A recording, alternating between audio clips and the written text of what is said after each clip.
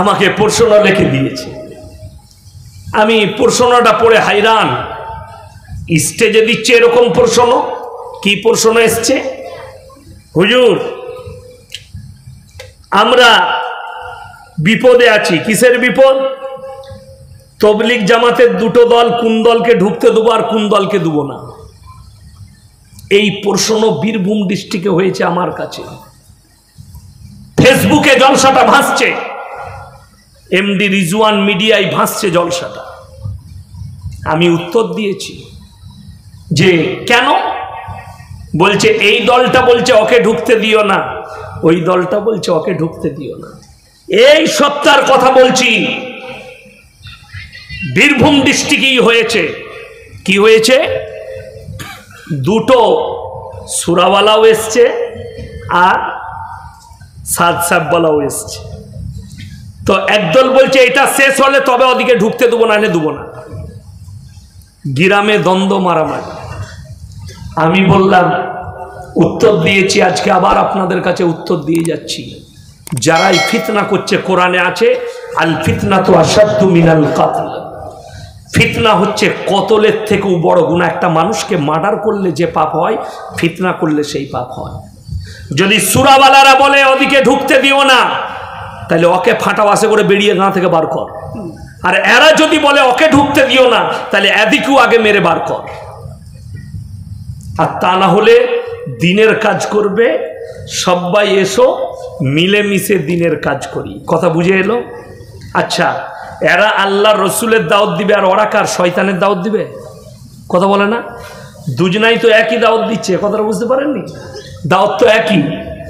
তাইলে যেমন অনেকজন মনে করে মাদ্রাসা আলাদা, তবলিগ আলাদা, জলসা আলাদা, মোল্লা আলাদা, তবলিগ আলাদা, এরা হচ্ছে গুমরা।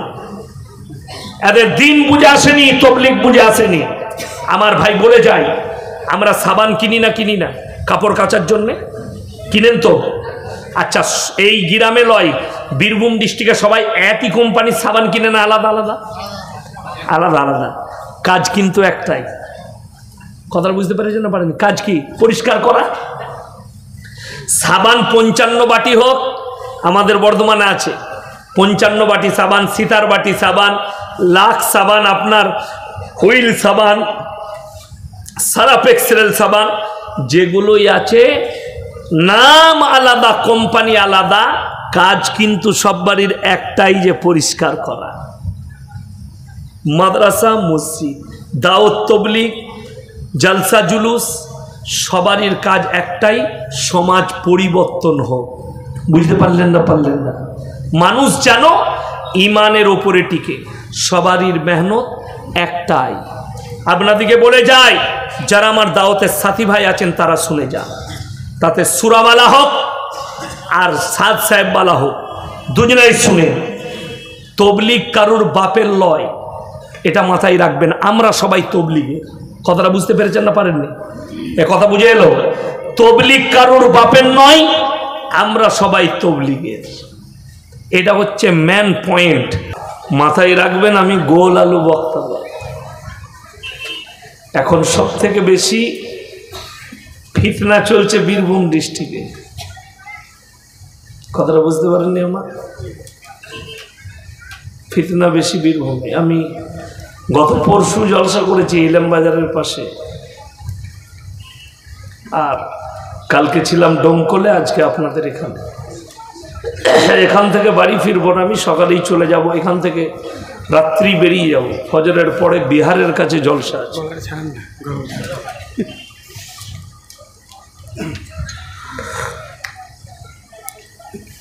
দুঃখের কথা, জলসা, জুম্মার বায়ান, জুম্মাতে বায়ান হয় না? হয় না? হয়। জলসা, দাওয়াত ও তাবলীগ, যে দিক দিয়ে যত মেহনত চলছে, ইসলামের অবনতি ঘটছে, উন্নতি ঘটে না। কথাটা বুঝতে পেরেছেন না পারেন? আচ্ছা, এখন শিক্ষা বেড়েছে না কমেছে? কথা বলবেন আমার সাথে। শিক্ষা বেড়েছে, কিন্তু আদর্শ শেষ। আদর্শ কি? শেষ। রসুল আকরাম সাল্লাল্লাহু আলাইহি ওয়াসাল্লাম সব থেকে দামি জিনিস যেটা দিয়েছেন সেটা হচ্ছে আদর্শ। ইমানের পরে পরে আদর্শ। ইলম হাসিল হয়ে যাবে, আদর্শ যদি না থাকে সে আলিম হবে কিন্তু বেয়াদব হবে, মাস্টার হবে কিন্তু বেয়াদব মাস্টার হবে, ডাক্তার হবে কিন্তু বেয়াদব ডাক্তার হবে। কেন বলছি আপনারা আশা করে বুঝতে পেরেছেন।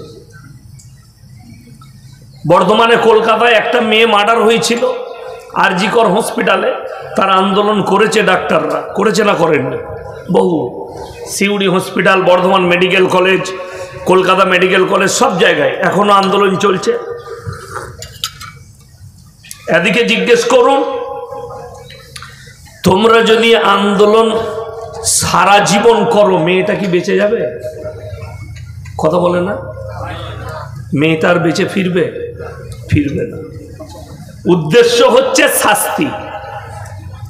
যে করেছে সিবিআই যাঞ্চ করছে, সিবিআই চার্জশিট জমা দিয়েছে, তাতে লেখা আছে এই ছেলেটা একাই, সিসি ক্যামেরায় একাই ধরা পড়েছে, এই ছেলেটা একাই করেছে। আগে মার্ডার, তারপরে ধর্ষণ, বিভিন্ন রকম যত কীর্তি করেছে তারপরে করেছে।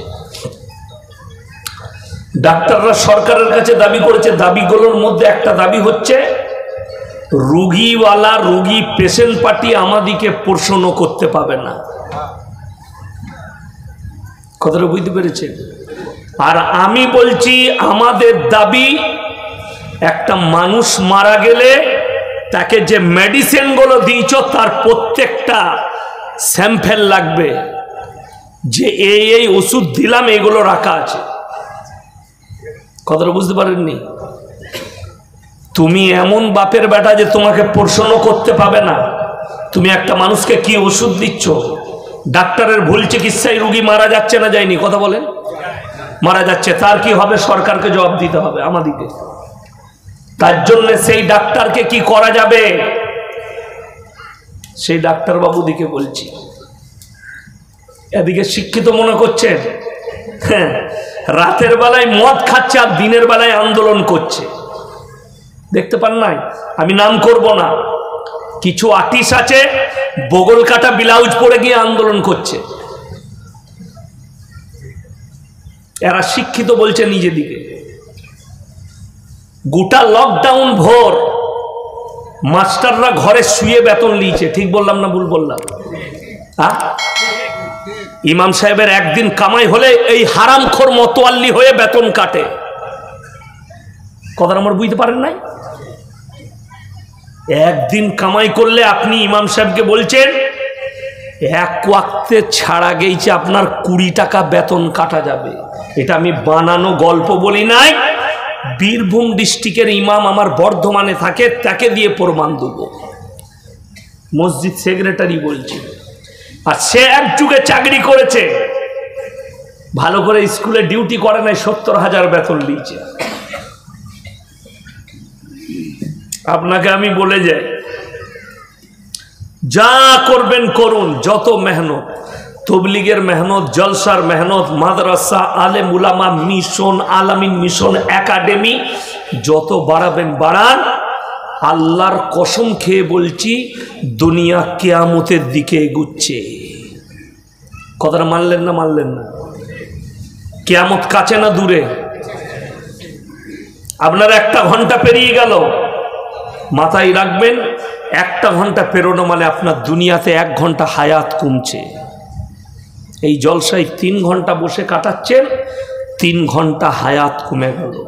আপনারও কমছে, বক্তা শ্রোতা অভয়ের কমছে, পৃথিবীর যত মানুষ আছে সকলের কমছে, হায়াত কমছে। আপনাকে আমি দেখিয়ে দেব, কি বুঝলেন? ফেসবুক খুলে আমার এলাকায় আমি আজ কি দেখছিলাম, কি বুঝলেন? মুসলমানের বিয়ে, বাজনা এনেছে, 4-5টা মেয়ে বাজনা বাজাচ্ছে, ছেলে বাজনা বাজাচ্ছে, জামাই হেঁটে হেঁটে যাচ্ছে। মুসলিমের মেয়ে বিয়ে, ইসলামে গান বাজনা জায়েজ আছে তো? কথা বলে না এরা, জায়েজ নাই, হারাম, তাই তো? যদি হারাম হয় তাইলে যে মুসলমান নিজের বেটা বিটির বিয়েতে গান বাজনা করলো সে হারাম কাজ করলো না করলো না? অথচ সে হারামখোর নামাজ পড়ে।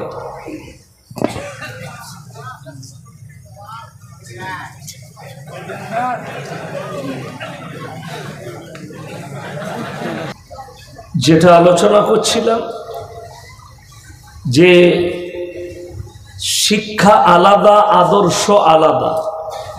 মানুষ এটাই জানে না যে বয়স দুনিয়াতে কমে যাচ্ছে, দুনিয়া কিয়ামতের দিকে এগুচ্ছে, কিয়ামতের আলামতগুলো প্রকাশ পেতে চলেছে, ছোট ছোট আলামতগুলো প্রকাশ পাচ্ছে, তার মানে দুনিয়া কিয়ামতের দিকে। আমি আজকেই শোনাচ্ছিলাম, দেখছিলাম নামাজি মুখে এক মুষ্টি দাঁড়িয়ে আছে, রং খেলছে, রাস্তা দিয়ে যাচ্ছে, মুসলিমের বিয়ে। আচ্ছা আপনারা বলুন, এই রং খেলা আর গান বাজনা যদি শরীয়তে হারাম হতো, আমরা আলেমরা বিয়ে করতে গেলে আমরা আগে করতাম না?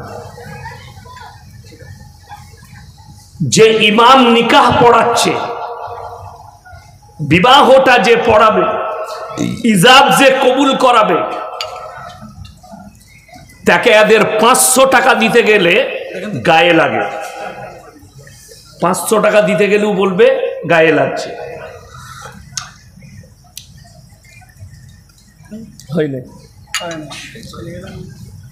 আমার ভাই, কেন ইমাম সাহেব যদি চেয়ে 500 টাকা নেয় যে হ্যাঁ গো আর 500 টাকার যুগ আছে, বাপ 1000 টাকা দিলে ভালো হতো। হারামখোররা সকালবেলায় ফজরের নামাজ পড়বে ইমামের পেছনে, আর চায়ের দোকানে সমালোচনা করবে। ঠিক বললাম না ভুল বললাম?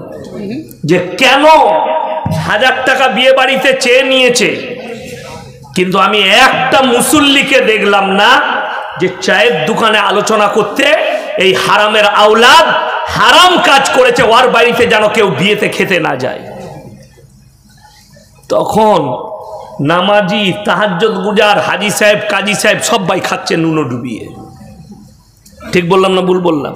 গরুর গোশ রান্না করে চা ছাড়া যায়, ও হারাম হোক, যদি শুয়োরের গোশ এনে দেয় তাও বিয়ে বাড়িতে খেয়ে দিবে। ন্যাংটো নাচুক আর গান বাজনা করুক, বাজবিচ নেই। তাকওয়া আলাদা, ইমান আলাদা, তোমার জানা নেই। আজকে 17 বৎসর বিয়ে খাওয়া ছেড়ে দিয়েছি, দাওয়াত দিলে মৌলবীকে দাওয়াত দিচ্ছে, মাদ্রাসাওয়ালাকে দাওয়াত দিচ্ছে, অথচ এই ধরনের হারাম কাজ করছে, লাখ লাখ টাকার বাজি ফুটাচ্ছে। ছেলের বিয়ে, আমি কসম খাবো না, চ্যালেঞ্জ দিয়ে বলে গেলাম, সেই দাম্পত্য জীবন সুখী হতে পারে না, নেক সালে আওলাদ হতেই পারে না, তাদের নেক সালে আওলাদ হবে না, যাদের বিয়েতে হারাম কাজ হবে। আজকে মুসলমানদের বিয়ে হলে 100টা বিয়ের মধ্যে 80টা বিয়ে হারাম বিয়ে হচ্ছে, অবৈধ বিয়ে হচ্ছে। যদি কোনো বাপের বেটা মৌলবি আর বীরভূম ডিস্ট্রিক্টের কোনো মুফতি যদি ফতোয়া দেয় যে ইয়াসিন ভুল বলেছে, গান বাজনা করলেও বিয়ে অসুবিধা নেই, আমি বাই ক্যামেরা ক্ষমা চাইবো, বাই ক্যামেরা। এইখানে আমি এখন আছি তো 1.5 ঘন্টা মতো, কোনো বাপের বেটা মৌলবি থাকলে স্টেজে নিয়ে আসুন, সে কত বড় বাপের বেটা মৌলবি হয়েছে তাকে দেখবো, সে খালি জায়েজ বলে দিবে। আছে কেউ? উঠিয়ে নিয়ে আসুন। কোনো যদি বাপের বেটা মুবাল্লিগ থাকে তুলে নিয়ে আসুন। বড় কষ্ট লাগে, আপনি নিজেকে মুমিন বলে পরিচয় দিচ্ছেন আর আপনি গান বাজনায় সামিল হচ্ছেন মুখে দাঁড়িয়ে রেখে। আপনি নিজেকে 5 ওয়াক্তের নামাজি বলছেন, অথচ সেই হারাম কাজে আপনি সামিল হচ্ছেন। আপনার জানা আছে ভালো কাজের আদেশ আর অসৎ কাজের নিষেধ? যে যেখানে আপনি দেখবেন আল্লাহ বিরোধী রসুল বিরোধী কাজ হচ্ছে।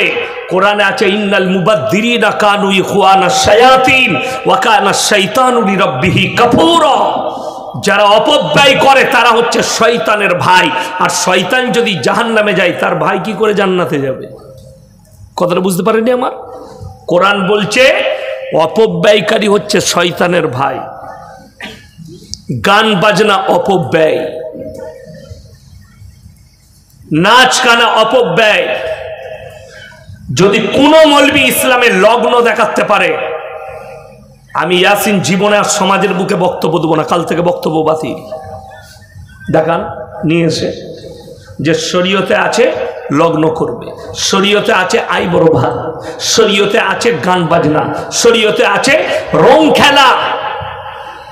দেওর ভাবি নন্দাই সেলোজ একসাথে রং খেলছে, জিনা করার পাপ হবে।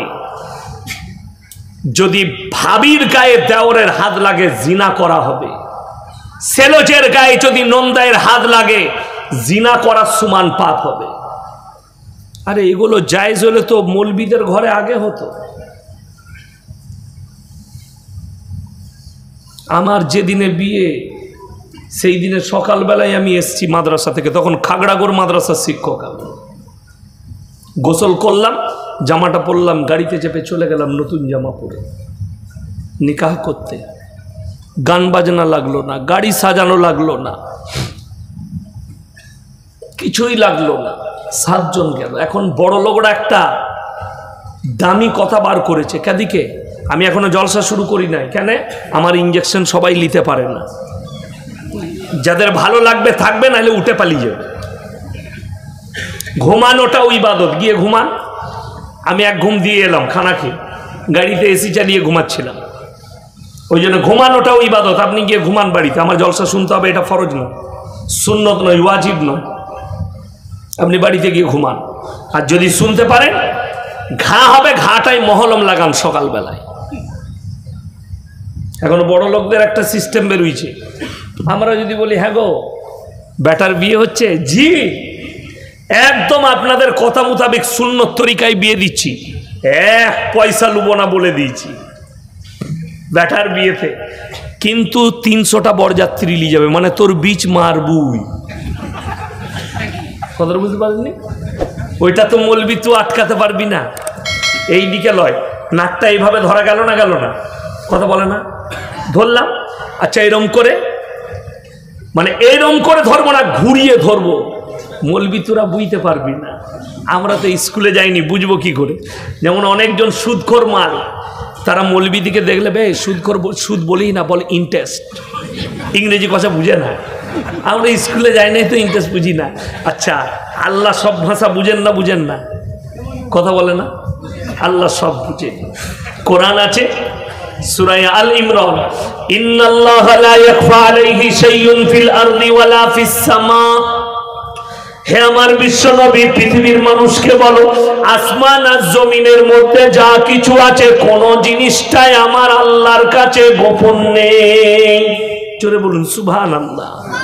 আল্লাহ নিজে বললেন কোরআনে, আমার কাছে কিছুই গোপন নেই, আমি আল্লাহ এত শক্তিশালী, কিচ্ছু গোপন নেই। তো আপনি কি করে পাপ করে মনে করছেন মৌলবীরা না বুঝলেই গোপন হয়ে যাবে? আমরা না বুঝলে কখনো গোপন হয়? আল্লাহ ঠিক জানেন। ওই জন্যে আমার ভাই, এরপরে আমি জলসা শুরু করব। আমার আগে মুফতি সাহেব বলেছেন, তার আগে ইমাম সাহেব বলেছেন। দেখুন, ইসলাম মানে নামাজ, রোজা, তাসবিহ, তিলাওয়াত, কলমা, হজ, যাকাত, এখানে কিন্তু সীমিত নয়। এটার নাম ইসলাম।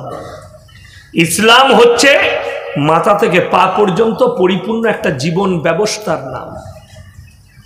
সেই জীবন ব্যবস্থাটা রসুল আকরাম, সকলে বলুন সাল্লাল্লাহু আলাইহি ওয়াসাল্লাম, এবং তিনার সাহাবীদের মতো হতে হবে। আমাদের চলার মাপকাঠি আল্লাহ রসুল সাল্লাল্লাহু আলাইহি সাল্লাম এবং তিনার সাহাবীরা, সেইভাবে হতে হবে। সাহাবীরা কলমা পড়েছেন, কলমা থেকে আর সরার কোনো রাস্তা পাইনি। কিন্তু ভেবে দেখুন, আপনি নিজেকে মুসলমান বলছেন, এই গোটা বীরভূম ডিস্ট্রিক্টে আপনারা এতগুলো মানুষ বসে আছেন এই গ্রামের, বাইরে এলাকা থেকে এসছেন, কোন মুসলমানটা জানেন না? এটা সবাই জানে, প্রত্যেকটা মুসলমান নরনারীর জন্য দ্বীনি শিক্ষা অর্জন করা কি ফরজ। আপনি হিসেব করুন, 100 জনের মধ্যে 80 জনের কাছে দ্বীনি শিক্ষা নাই। ঠিক বললাম না ভুল বললাম? ওই জন্যে মুসলমান চুরিটাকে হালাল মনে করেছে। মনে করেছে না করেনি? চুরি হালাল, সুদ হালাল, ঘুষ হালাল, মদ হালাল, গাঁজা হালাল, সমস্ত হারাম জিনিসগুলোকে আজকে মুসলমানরা হালাল ভাবছে। তার কারণ কি? রসুলের আদর্শ নয়, আপনি আদর্শ ধরেছেন শয়তান ইবলিস মরদুদের আদর্শ, অথচ নিজেকে মুসলমান বলছে। মুসলিম ঘরে জন্ম নিলে মুসলমান হওয়া যায় না, কাবা ঘর থেকে তওয়াফ করে এলে মুমিন হওয়া যায় না। কেউ যদি উমরা করে চলে আসে, আরে আপনাদের পয়সা নেই, যার পয়সা আছে সে উমরা করতে যাচ্ছে, হজ করতে যাচ্ছে। যদি হজ করে এসে ওলি হওয়া যায়, হজ করে এসে জান্নাতি হওয়া যায়, তাইলে তো শাহরুখ খানও জান্নাতি। উমরা করে এসছে, এসে আবার মন্দিরে পুজো দিতে গেছে। আমির খানও জান্নাতি, আমির খান উমরা করে এসছে, আবার মন্দিরে তিলক লাগিয়ে সিজদা দিচ্ছে, পুজো করছে। ওই জন্যে আপনি যাকে বলছেন মুসলমান, তাকে জিজ্ঞেস করুন তোমার আকীদাটা কি আছে, তুমি কি শর্তগুলো বিশ্বাস করেছো? মাথা ঠুকাটা শর্ত নয়, মসজিদে গিয়ে মাথা ঠুকলেন এটা শর্ত নয়, মাথায় টুপি লাগিয়ে দাড়িটা রাখলেন এটা শর্ত নয়। আপনাকে মোবাইল খুলে দেখিয়ে দেবো, অনেক অমুসলিম ভিক্ষা করার জন্য মাথায় টুপি আর মুখে দাড়ি লাগিয়ে ভিক্ষা করছে। ঠিক বললাম না ভুল বললাম? ধরাও পড়ছে। আমাদের মতো মৌলবি সেজে অনেকজন আদায় করছে, বদনাম কার? মৌলবিদের। ঠিক বললাম না? তো এটা কিন্তু শর্ত নয়, শর্ত কোরআনে আল্লাহ দিয়েছে। কি শর্ত আছে? লাইসাল বিররা আন তুওয়াল্লু ওয়ুজুহাকুম কিবালাল মাশরিকি ওয়াল মাগরিব ওয়ালাকিন্নাল বিররা মান আমানা বিল্লাহ। পূব কিংবা পশ্চিম দিকে মাথা ঠোকাটা শর্ত নয়। 1 নম্বর শর্ত আল্লাহ যেটা রাখলেন, আল্লাহর উপরে প্রকৃত বিশ্বাস। সবাই আনবো, জোরে বলুন ইনশাআল্লাহ। আল্লাহর উপরে প্রকৃত বিশ্বাস আনলে বিশ্বাসটা কেমন হবে? যতগুলো হারাম আল্লাহ হারাম বলেছেন সেগুলোকে হারাম বলে বিশ্বাস করা। যে মুসলমান সুদ খাচ্ছে সে আল্লাহকে